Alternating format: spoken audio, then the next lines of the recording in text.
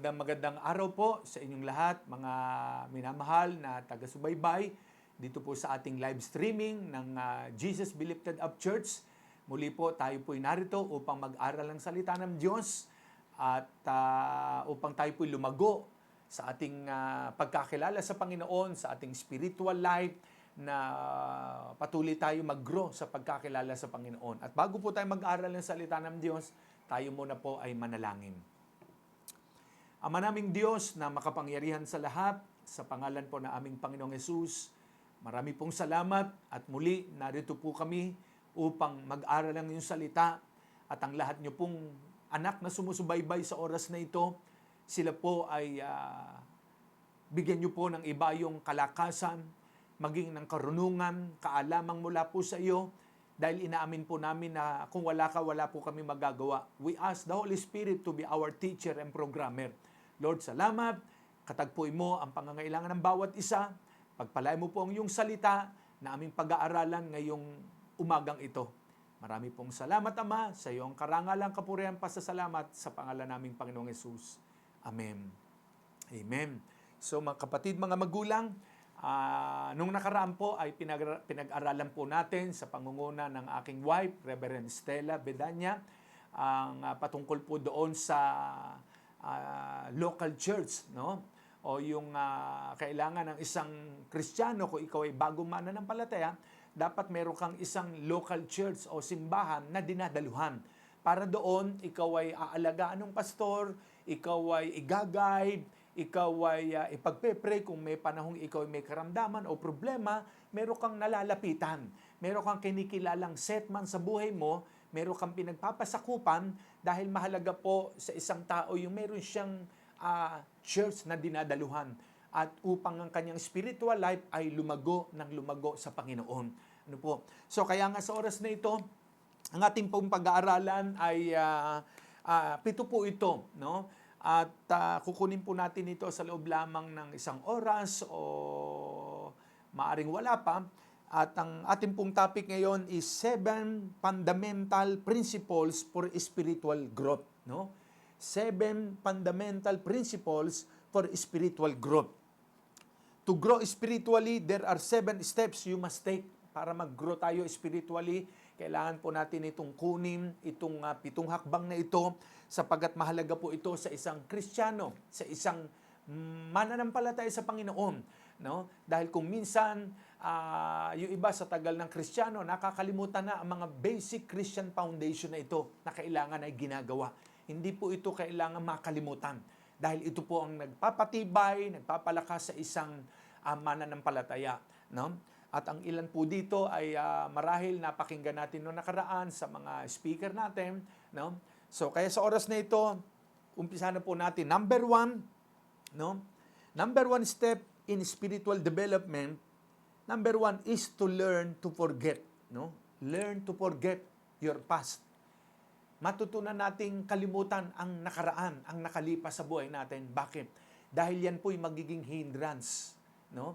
Para tayo po ay hindi lumago sa spiritual life natin sa Panginoon, no? Kapag iniisip natin at inaalaala natin yung mga nagdaan sa buhay natin, yung mga pangit, no? Yung mga kuminsan naalala mo yung natotrauma ka nung mga nakaraang buhay mo, nagalit ka, nakita mo yung kaibigan mo, nakaaway mo, nagalit ka, o naaalala mo siya, dahil diyan hindi ka tuloy makausod, no? Hindi ka makapag-moving forward dahil nga naaalala mo yung nakaraan. So, unang-una po, napakahalaga for our spiritual growth, we should learn to forget the past, no? Kailangan nating kalimutan ang nakaraan. Ano ang sabi ng Isaiah chapter 43, verse 18 and 19? Ano ang sabi diyan? Remember ye not the former things, neither the things of old. Behold, I will do a new thing. Now it shall spring forth. Shall ye not know it? I will even make a way in the wilderness and rivers in the desert. Yan ang sabi ng Panginoon through Prophet Isaiah, no? Huwag mo nang alalahanin ang nakaraan, ang nakalipas, ang lumang bagay. Narito ako'y gumagawa o gagawa ng isang bagong buhay o isang bagong bagay na hindi mo na mamasdan. May ginagawa ang Panginoon, no? Na siya ay magpapabukal ng tubig sa disyerto, no? Na siya ay gagawa ng isang bagong daan no? Sa buhay po natin. Kaya nga upang tayo lumago spiritually sa Panginoon, kalimutan po natin nakaraan, no? Wag na nating ungkatin, wag na nating balikan, wag na natin bungkalin yung ibinauna ng Panginoon, lalo na po yung ating kasalanang pinagsisihan na sa Kanya, no? Na minsan nakalagay nga doon, no fishing. No? Wag mangingisda o bawal mangisda, pero nangingisda pa rin. Sabi roon, no fishing. Minsan, binibingwit pa rin natin yung kahapon natin, yung kasalanan natin ginagawa noon na pinagsisihan na natin. Sabi ng Panginoon, wag nyo na siyang lingunan. No? Si St. Paul, sabi niya sa Philippians chapter 3 verse 13-14, sabi ni Paul, "Brethren, I count not myself to have apprehended. But this one thing I do, forgetting those things which are behind." Okay, nakalimutan niya yung mga nakaraan, yung mga nasa likod. "And reaching forth unto those things which are before." No? Nakapako siya doon sa mga bagay na nasa harapan. "I press the mark for the prize of the high calling of God in Christ Jesus." Nagpapatuloy daw siya tungo sa hangganan upang kamtan yung gantimpala, no? Na ibinigay ng Diyos sa kanya sa pamamagitan ni Kristo Jesus. Yung gantimpala ng pagkakatawag ng Diyos sa kanya. Kaya nga, kalimutan po natin na nakaraan. Ito po yung unang-una para po tayo ay mag-grow spiritually sa Panginoon. No? Forget your past. Past is past. Nakaraan na po yun, hindi na natin maibabalik. No? Yung mga nakaraan. At kung minsan may mga pangit tayong nakaraan na parang masakit, minsan inaalaw ng Diyos na mangyari yan para yung purpose niya, yung plano niya sa buhay natin ay talagang mangyari at maganap. No? Kung minsan may mga naiisip tayo na bakit nangyari ito, bakit ganito nangyari, bakit sa akin pa, hindi natin alam. No? Inalaw ng Diyos mangyari yan dahil may plano siya, may dahilan siya. Gusto niya na maabot natin at mangyari at mapulpil yung pagkakatawag ng Diyos sa atin. No? Na kaya nangyari ang mga bagay na yun dahil gusto ni Lord na mapulpil yung perfect plan niya sa buhay natin. No? So forget the past. Pangalawa, learn to forgive. Ayan. Learn to forgive. No? Matutunan natin na magpatawad. No? Sa kapwa, sa iyong mga taong nakagalit, sa mga taong nanira sa iyo o umapi sa iyo, sa mga taong umagrabyado sa iyo, no? Sa mga taong nanakit ng kalooban mo, no? Nanakit sa mahal mo sa buhay, mga taong maaring niloko ka sa pera, dinaya ka, no? Forgive them. No? This is the number 2 in spiritual development. No? Mahalaga po na magpatawad tayo. Sabi ng Ephesians chapter 4 verse 32, "And be ye kind one to another." No? Maging mabuti tayo sa isa't isa. "Tender-hearted, forgiving one another, even as God for Christ's sake hath forgiven you." No? So magpatawaran daw po tayo sa isa't isa, sabi ng ating Panginoon. No? Kaya ang pagpapatawad po ay isang susi po yan. No? Para yung pag hindi ang tao pag hindi nagpatawad, parang isang barko yan na gusto mang umarangkada, umandar ng barko mula sa kanyang pagkaka-dry dock. Pag yung angkla hindi naalis, hindi siya tatakbo. Stay pa rin siya ron. Bakit? Merong naka-angkla pa eh. No? Yung mga barko dyan sa Calapan, Mindoro, Batangas, pag nauwi po kami dyan, natawid, yung roro, aalisin mo na yung angklang naroon sa ilalim. Hinihila yung kadena. Iaangat po yun. Pag naiangat na, tsaka siya tatakbo. Hanggat hindi po siya naalis doon. No? Kahit gustong mandar at umalis ng barko, hindi siya alis. Ang isang Kristiyano, hanggat hindi niya natututunang magpatawad sa kapwa, sa mga taong nakagalit niya, nakasamaan niya ng loob, no? Ay mahirap po makausad. No? Sa spiritual life natin, mahalaga po na para tayo ay mag-grow spiritually, let us learn to forgive. No? Forgive and forget. Magpatawad at lumimot. No?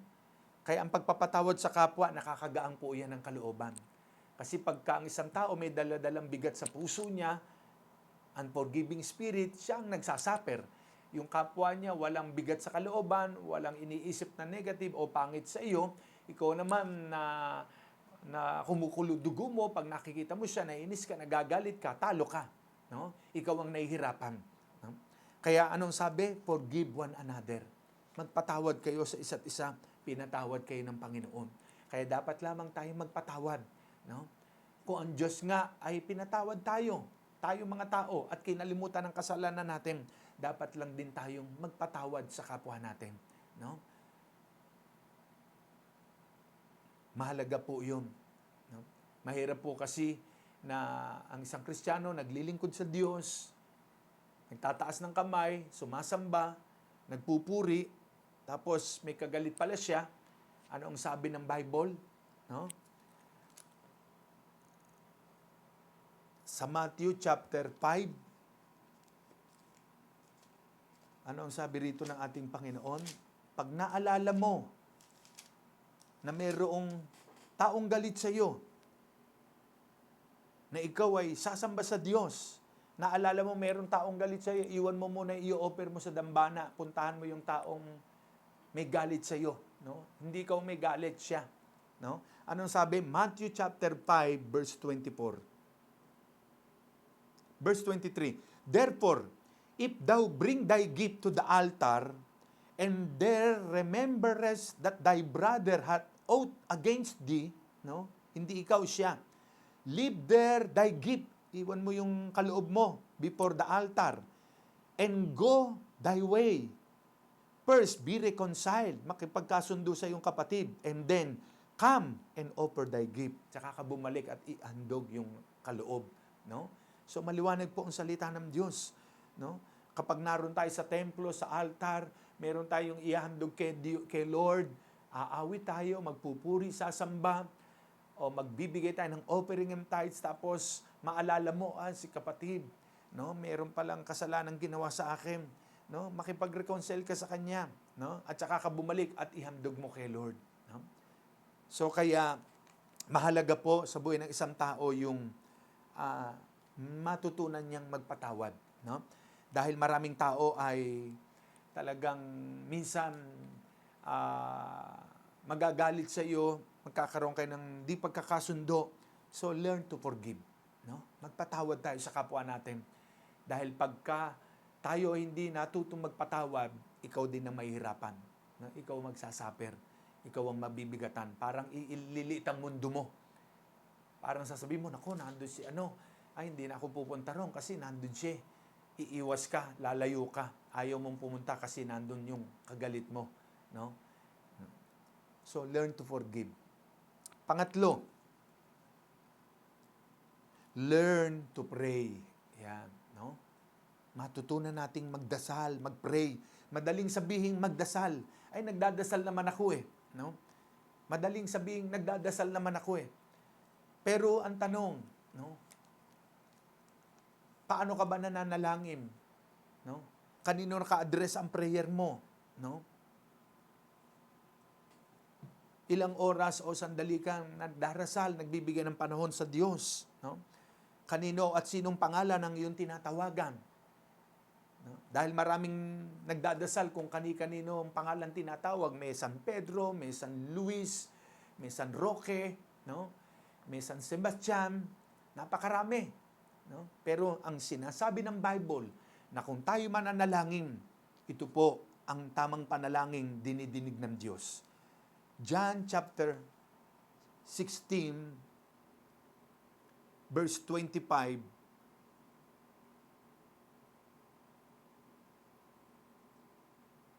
26 to 27. Anong sabi ng Panginoon? That day, ye shall ask in my name. Sa araw na yon, hihingi kayo sa aking pangalan, sa pangalan daw ng Panginoong Hesus. And I say not unto you, that I will pray the Father for you. No? For the Father Himself loveth you, because you have loved me, and have believed that I came out from God. No? Kaya, hihiling tayo sa pangalan ng Panginoong Hesus. No? At bumaba tayo ng konti. Verse 23. At sa araw din na yon, in that day, ye shall ask me nothing, hindi na kayo hingi sa aking pangalan. Verily, verily, I say unto you. John 16:23.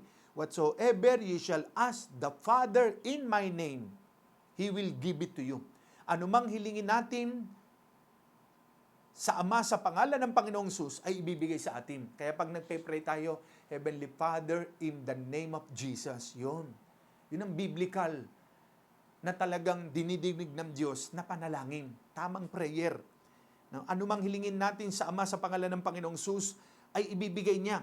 24, it hurt to have you ask natin. Hanggang ngayon wala pa kayo hinihingi sa aking pangalan. Sabi ni Jesus, ask and ye shall receive, that your joy may be full. Humingi kayo at kayo tatanggap hanggang mapuspos kayo ng kagalakan. Yan. Kaya pag magpe-pray tayo, Amang banal na nasa langit, sa pangalan ng aming Panginoong Yesus, mag-aas ka ng forgiveness, kung ano man ang nagawa mong kasalanan, hingi ka ng tawad kay Lord, o magpatawad ka sa kapwa, no? And then, anumang kahilingan daw natin ay ibibigay ng Panginoon. No? So kaya mahalaga po yung natututunan nating yung tamang prayer. No? Yung based on the Bible. Kasi may mga nagdarasal ay kung kani-kaninong pangalan tinatawag. No? May pangalang babae pa. No? May pangalang kung ano-ano, kung kani-kanino.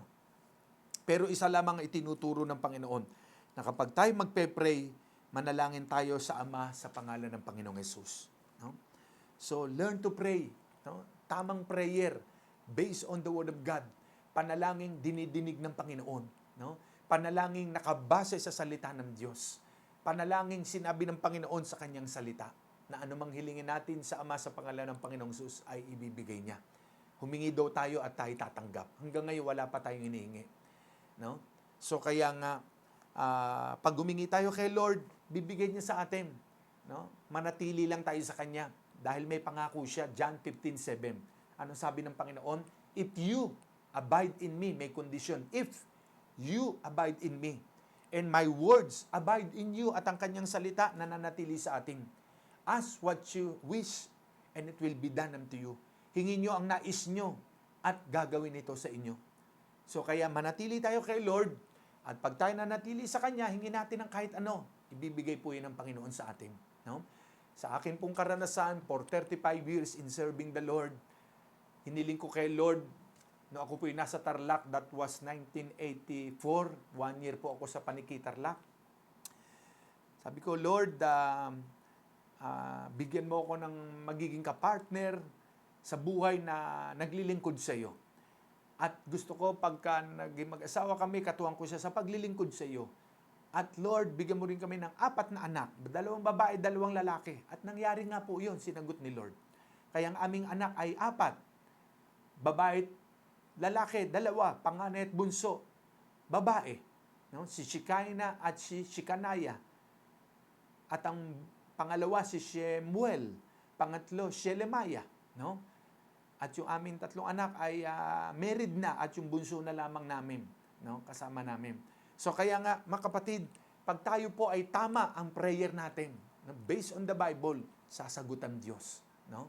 Bagamat may mga pangarap ako dati sa buhay na sa tingin ko, okay, maganda, pero the best pala ang pangarap ng Diyos at plano ng Diyos sa buhay ko at buhay nyo. No? May plano si Lord. Maganda ang plano ng Diyos sa buhay natin. Maari maganda ang plano nyo, pero yung plano nyo, ilatag nyo sa harapan ni Lord. Hayaan natin ang Diyos ang mag-direct ng buhay natin. No? At makikita nyo po, the best ang resulta pag sa Diyos tayo, no? Kumonsulta at inialay, pinagkatiwala sa Kanya yung ating plano sa buhay. No? Amen. So, learn to pray. Matutunan natin ang tamang prayer. No? Ayan. So, pang-4 natin, step 4, learn to believe. Learn to believe. No? Step 4 in spiritual development is closely associated with learning to pray. No? Siyempre, nag-pray ka, you must believe. No? Kailangan manalig ka, maniwala ka na doon sa pinag-pray mo ay tutugon ng Diyos. You must also learn to believe God and His Word. Maniwala tayo sa Diyos, manalig tayo sa Diyos, at siyempre sa Kanyang salita, sa banal na kasulatan. No? Mark chapter 11 verse 24. Anong sabi rito? What things soever ye desire, when ye pray, believe. Believe that you receive them, and ye shall have them. No? Maniwala tayo. Anumang bagay yung hiniling natin, yung hiningi natin, yung naisin natin, sa panalangin. No? Believe. So, learn to pray and then learn to believe. Maniwala tayo. Natanggapin natin yung hiniling natin at matatanggap nga natin. So, kaya pag nag-pray tayo, Lord, I pray, Lord, bigyan mo po ako ng ganito, ganyan. Thank you, Lord. I receive it. I believe in you, Lord. Amen. No? Yun. Dahil pangako po yan ng Diyos na anuman ang hilingin natin sa Kanya ay ibibigay niya ito. No? So, learn to believe. Kailangan manalig tayo sa Kanyang salita. Naalala ko si Thomas, no? After Jesus rose from the dead, nagpakita ang Panginoon sa kanila. Na ang Panginoon pumasok sa room, sa kwarto, lagusan sa dingding. Nagulat ang mga alagad. No? Panginoon, maniniwala ako sa inyo pag isinuot nyo ang daliri nyo sa inyong kamay, no, sa tagiliran, maniniwala kung kayo nga yan. Pinakita ng Panginoon, doon siya naniwala. No? Minsan maraming tao, to see is to believe. Kailangan may makita bago maniwala. No? Kay Lord, nais ng Diyos, first believe and you will see the miracle of God, the blessing of God. No? Kailangan tayong maniwala sa Panginoon, manalig sa Kanyang salita, na anuman ang imposible sa tao ay imposible lahat sa Diyos. Lahat ng imposible sa tao, posible sa Panginoon. No, kita natin si Abraham, matanda na, 75 years old. Ang asawa niya, si Sarah, baog. Imposible talaga magkaanak. No? Imposible. Pero, may pangako si Lord. At doon sa pangako ni Lord na yun, na magkakaanak sila, nanalig si Abraham sa Panginoon. Naniwala siya na sa pangako ni Lord, tutuparin ng Diyos yun. Naghintay si Abraham. Hindi siya nag-doubt. After 25 years, siya natupad yung pangako ng Diyos sa kanya. Minsan, may mga promise si Lord sa atin. No? Minsan, gusto natin mangyari agad. One day, 1 week, 1 month, wala pa, nainip tayo, nag-doubt na tayo. Si Abraham nga, 25 years naghintay bago na fulfill. Kaya after 25 years, doon ipinanganak si Isaac. No? Kaya kung may mga promise si Lord sa atin, wait lang. No? Kung hindi pa nangyayari in 1 year, 3 years, 5 years, okay lang. Kung may mga prophetic word na na-release sa inyo, pinag-pray kayo, may word na na-release sa inyo, time will come, it shall come to pass. Mangyayari po yan.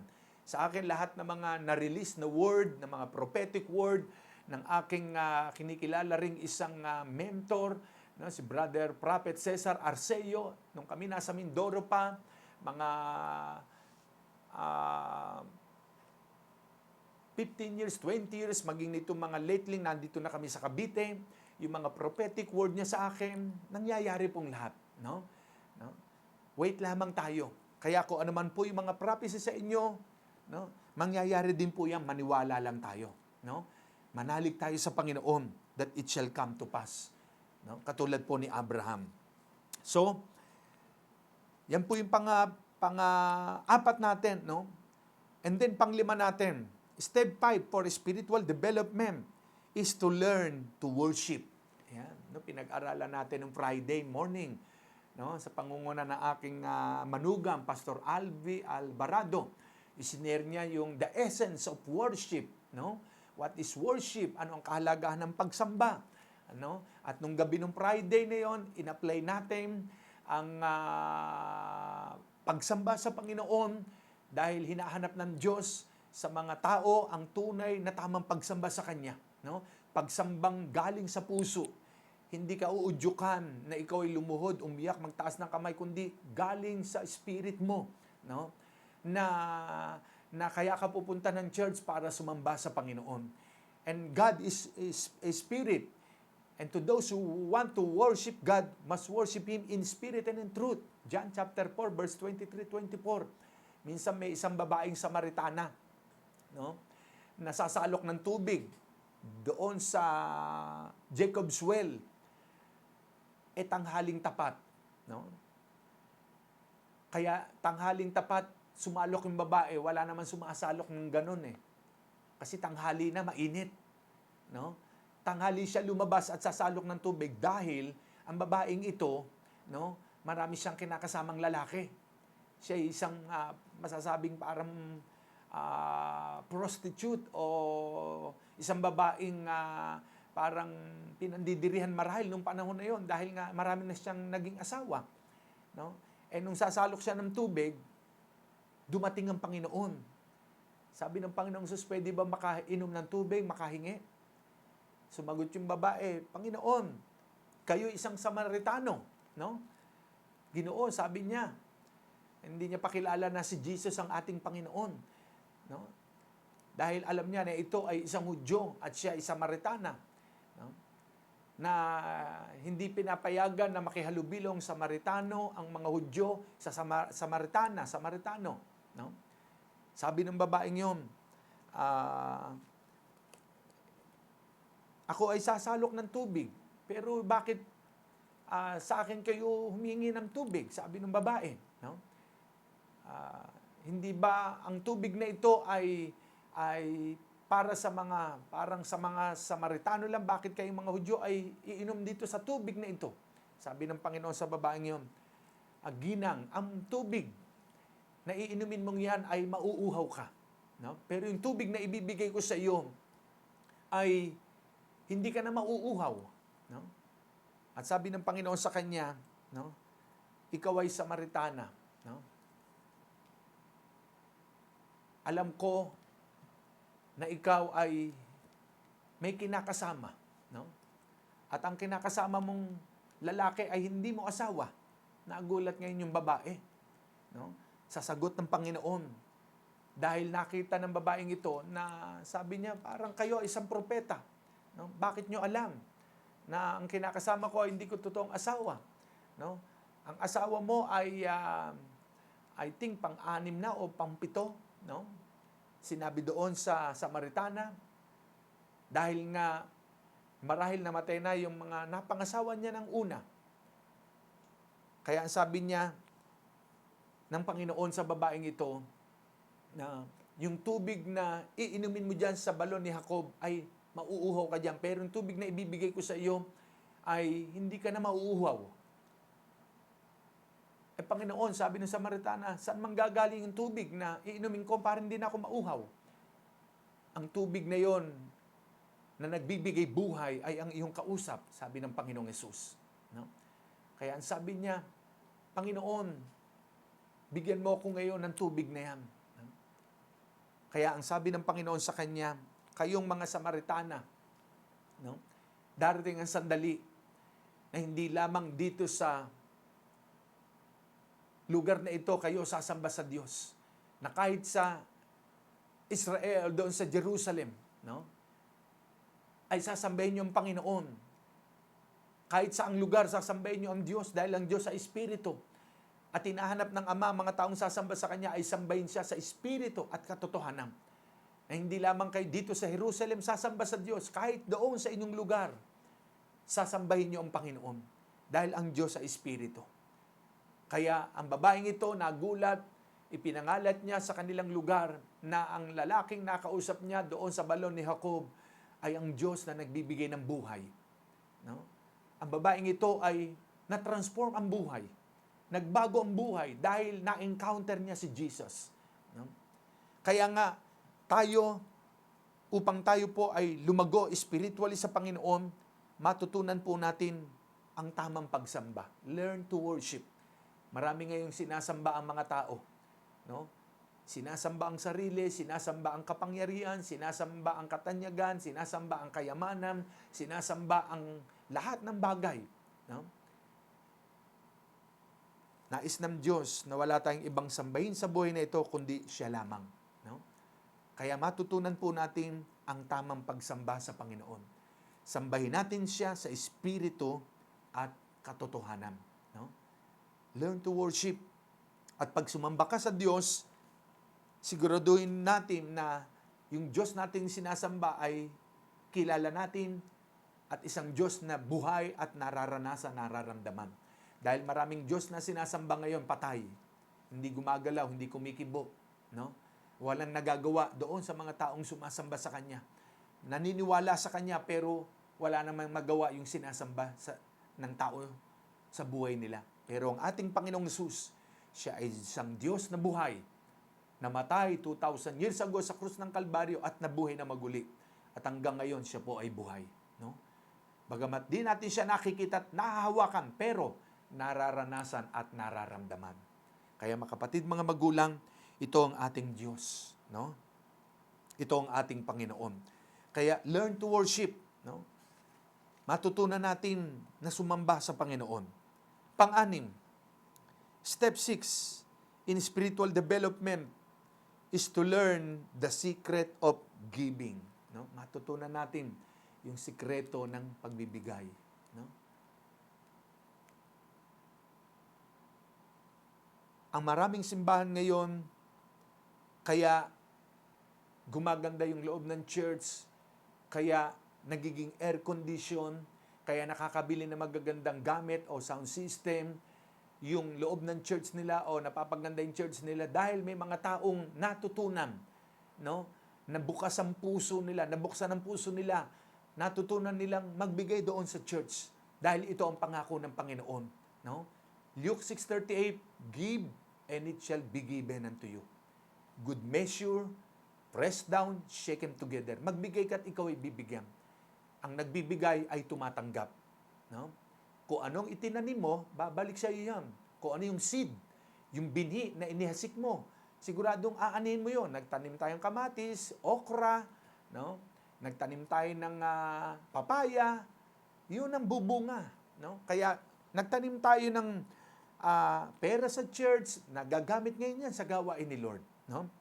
Kaya nga po, sinabi ko nung Friday night, sa lahat po ng napagpapala, sa lahat po ng nais na maging bahagi dito sa aming live streaming, saan man po kayo naroon, welcome po kayo na mag-donate, mag-pledge. Nandiyan po sa screen yung aming bank account or may mga bago ngayon, GCash, yung mga ganyan.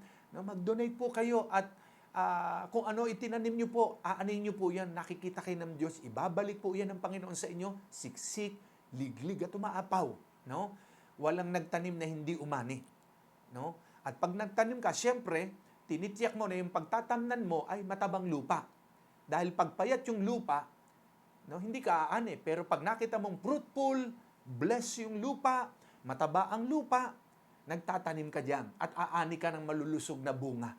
Ganon din po sa ating, no? Kapag tayo po'y nagtanim, thank God, salamat sa buhay ni PJ nung isang linggo, ni Pastor Noel, ng kanilang magkapatid na asawa nila, no, na magbilas, ay nag-seed of faith po sila rito. Nagtanim po sila, no? Kaya naman lalo silang binebless ng ating Panginoon. Kaya yan po yung sikreto na ikaw ay lalago spiritually sa Panginoon, no? Pag natutunan mong magbigay, no? Dahil ang bukas ang palad, lalong pinagpapala. Sabi po yan ang kawikaan, no? So, the secret of receiving is giving, no? Para tumanggap ka, syempre magbibigay ka, no? Kaya ito pong aming church, bunga po ito ng pagbibigay ng mga faithful supporters sa ministry. Ako po dito sa church, 9 na taon na po kami rito, no? May mga nakita ako simbahan, 15 years na, 20 years, mabagal ang pag-unsad, no? Mabagal ang development ng church o ng ministry o gawain. Marahil hindi napihit ang puso ng mga tao. Hindi na ituro ang about giving sa kanila, no? Kaya dito po sa aming church, pinagpapala ng Panginoon yung mga supporter, yung mga member, dahil natutunan nilang magbigay sa Panginoon, no? Nagbigay sila ng offering nila, nagbigay sila ng kanilang tithes, dahil yan po ang pangako ng Diyos sa kanyang salita, no? So kaya pag natutunan po natin magbigay, no? Siguradong aani po tayo, no? Walang nagtanim na hindi umani, no? The principle of sowing and reaping. Kung gaanong kalaki ang ibinigay mo, yun din ang laki at higit pa ang ibabalik ng Diyos sa iyo. No? No? Ang nagtanim ng marami, aani ng marami. Ang nagtanim ng kokonti, aani ng kokonti. Yun lamang po yun. No? So kaya, subukan po ninyo, no? Na kung kayo po, alam ko na bless kayo, natutuwa kayo, nakikinig po kayo dito sa ating live streaming, na pagpapala po kayo, be a part of development and church growth nito pong ating gawain na ito. Welcome po kayo, pagpalain ng Diyos ang inyo po mga buhay wherever you are. Nakikita po kayo ng Panginoon. Amen. No? Ayan. Pangpito. No? The seventh step in spiritual development is to learn to witness for the Lord. Matutunan nating magpatotoo para kay Lord. Mag-testify tayo. No? Yung ginawa ng Diyos sa inyo. No? Kaya po yung mga ginagawa ni Lord sa buhay ko, pag ako po ay nagiging guest, marami na po ako napuntahan, Luzon, Visayas, and Mindanao, sa US, sa Macau, China, no, sa Hong Kong. No? Pag ako po ay nagiging guest, mostly na ipapatotoo ko madalas yung mga kabutihan, biyaya, pagbabago ng Diyos sa buhay ko at sa pamilya ko. Bakit? Dahil napapatunayan ng mga hearers na ang Diyos natin pinaglilingkuran ay totoong Diyos na buhay. Nagbabago ng buhay, nagpapala, no? Nagliligtas. No? Yan po ang Panginoon natin. No? So kaya nga, mahalaga po na mag-witness tayo. Magpatotoo tayo yung naranasan po ninyo sa Panginoon. Pinagaling ang sakit nyo, binago ang inyong buhay, dating wasak magulo, ngayon binago na, maayos na, maganda na, sinagot ang prayer nyo. Ipatotoo po nyo yun, huwag tayong mahiya. No? Kaya ang mga disciple, before they go and preach the gospel, they were experienced first, they were baptized by the Holy Spirit. Kaya ang sabi ng Acts 1:8, no? You shall receive power after the Holy Ghost is come upon you. And ye shall be witnesses. Magpapatotoo daw ang mga disipulo, no? Sa Panginoon. Magwi-witness. Saan? Sa Jerusalem, sa Samaria, no? No? Sa Judea and uttermost part of the earth. Matapos sila mapuspos ng Holy Spirit at ng kapangyarihan ng Diyos, nagpatotoo sila. Kaya ang main purpose, no, ng baptism of the Holy Spirit is to testify, to witness. Kasi mahirap mag-testify sa mga tao pagka wala kang power, pag wala kang anointing ng Holy Spirit, parang mahirap magpatotoo. Para kang takot, nangangamba, no? Pero ang mga alagad, matapos sila mapuspos ng Holy Spirit, humayo sila. Kaya nga si Pedro, nung unang mag-preach siya, 3,000 agad ang nasave. Nag-testify siya. No? Ang mga alagad. So kaya, wag po nating ihikahiya. No? Magpatotoo tayo. Mag-share tayo sa kapitbahay, sa kamag-anak. Kaya dito po sa aming kapaligiran ng likod ng church, no? Nagbabahagi po ng salita ng Diyos, nagpapatotoo ang ating mga kasama dito sa church. Marami pong mga kaluluwa ditong nawiwim, hindi pa lamang po sila pwedeng dalhin sa church, no? House to house Bible study, no? Yung pong ginagawa ng ating mga manggagawa ng Panginoon. So kaya don't be afraid. Go where the sinners are. Share the gospel of the kingdom. Share your testimony, no? Huwag tayong mahiya. Ibahagi natin ang salita ng Diyos sa kanila. Kaya mga kapatid, mga magulang, ito po ang nais ng Panginoon upang tayo lumago, no? I-apply po natin sa sarili natin, no? Ang 7 fundamental principles for spiritual growth, no? And don't get frustrated because you won't grow up spiritually overnight. Hindi ka naman lalago sa isang gabi lang no? O magdamag. Just take it a step at a time, no? As you learn to forget, learn to forgive, learn to pray, learn to believe, learn to worship, learn to give, and to witness, no? You will be well on your way to spiritual maturity, no? Makita natin, no? Lalago tayo, no? At pag tayo lumago kay Lord, gagamitin tayo ng Panginoon, no? Sa kanyang gawain. Kaya salamat po sa inyo pong lahat na sumubaybay. Let us apply these 7 fundamental spiritual growth, no? Sa mga bagong Kristiyano No? At kahit kami po matatagal na, ina-apply pa rin po namin itong sumamba kay Lord, mag-pray, magpatotoo. No? Hindi po nawawala ito. Dahil pag ito po nawala sa isang mananampalataya at maging sa isang lingkod ng Diyos, madadre ang spirit niya pag hindi na siya nag-pray, hindi na siya nagpatotoo, hindi na siya sumamba kay Lord, hindi siya nagbibigay, no? Walang blessing na darating sa kanya kasi hindi siya nagbigay eh. No? Hindi siya nagpapatawad kung meron siya nakatampuhan. No? So mga kapatid, mga magulang, ngayong oras na ito, tayo po'y magpe-pray. Kayo po mga sumusubaybay, no? Kung nais nyo po magamit kayo ng Panginoon mightily for His kingdom here on earth, no? I-apply po natin sa buhay natin ang mga bagay na ito. Magpe-pray po tayo, no? Yumuko tayong lahat sandali at pumikip. Sige po. Praise God. Thank you, Jesus. Hallelujah. Thank you, Lord. Hallelujah. Kayo pong lahat na sumusubaybay, maging sa mga bago lamang, sumunod po kayo sa maiksing prayer na ito. Sabihin po ninyo ang panalangin na ito ng tausan inyong puso. Papasukin natin muli ang Panginoon sa buhay natin. Tanggapin natin siya bilang Panginoon tagapagligtas. Sabihin po niyo, Panginoong Yesus, marami pong salamat sa pag-ibig mo sa akin, sa iyong mga salita na aking natutunan. Ito po'y maitanim sa aking puso at mai-apply ko sa aking buhay upang maranasan ko ang paglagong espiritual. Marami pong salamat sa iyong mga aral. Simula po ngayon, handa akong tumugon sa panawagan mo sa buhay ko. Ito po aking panalangin. Amen. Ako na lamang po manalangin. Ama naming Diyos na makapangyarihan sa lahat, sa pangalan ng aming Panginoong Yesus, salamat sa aking mga kapatid, mga kamanggagawa, mga bagong Kristiyano at matagal ng Kristiyano na kung minsan ay nakakalimot na gawin at i-apply sa buhay ang mga bagay pong ito na magpapanatili ng aming apoy at init ng pag-ibig sa iyo. Lord, I pray na patuloy niyo pong gabayan ang buhay ng bawat isa na maging bahagi ng buhay na namin ang manalangin sa iyo, sumamba sa iyo, magpatotoo sa mga taong nakakausap namin. Bahagi na ng buhay namin ang magbigay sa gawain mo sa church.